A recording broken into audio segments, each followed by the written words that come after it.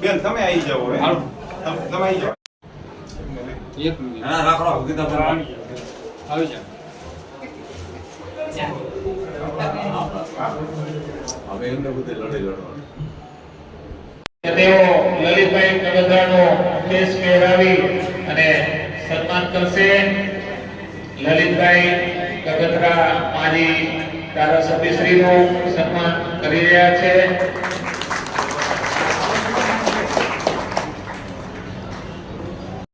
તેઓનું સન્માન કરશે અમારા હળવદ નગરપાલિકાના બોર્ડના ઉમેદવાર બિલકિસબેનને હું નમ્ર વિનંતી કરીશ કે ગીતાબેનનું સન્માન કરશે. બિલકિસબેનને હું નમ્ર વિનંતી કરીશ. અમે લડવૈયા છે.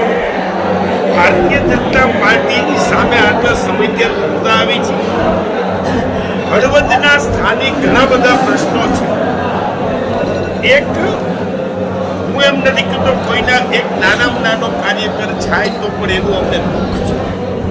પણ જ્યારે કાર્યકર જાય છે ત્યારે માતૃ સંસ્થાના સામે આંગળી ચીંધીને જાય છે ને એની સામે અમને 100%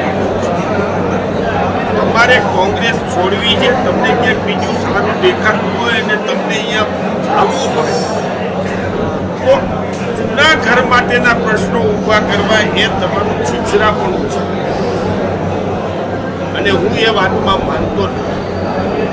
આવતા દિવસોમાં હળવદની પ્રજાને આપના માધ્યમથી મેસેજ દેવા માંગુ છું કે કોંગ્રેસના બંને નવનિયુક્ત પ્રમુખો ભાઈ ગોપાલ અને ભાઈ ભાઈપાલ બાપુ બંને પૂરી તાકાતથી જે હળવદમાં પ્રાણ પ્રશ્ન છે, આજે ગમે તેવી વાયરની લાઈન અદાણી માટે થઈને ખેડૂતોના છાતી ચીરીને જાય છે, જેના ખેતર છે એના હૃદય છે, બાપ દીકરાઓ માટે ખેતર રાખ્યા હોય એ ખેતરમાં એવડી લાઈન જાય એટલે મને ખબર છે કે એને બિન ખેતી કરી તો એને કોઈ વેલ્યુ ન રહે.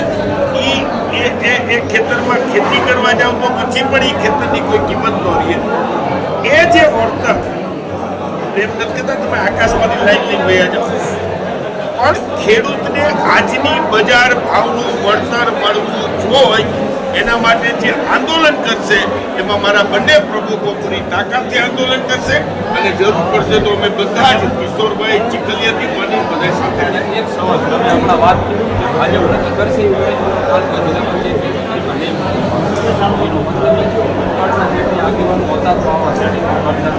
હળવદનો નાનો બાળક 2 છોકરાએ આવતો આ બાળકે જાણે છે. તમે જે પ્રશ્ન કરો છો એ આ બાળકે જાણે છે.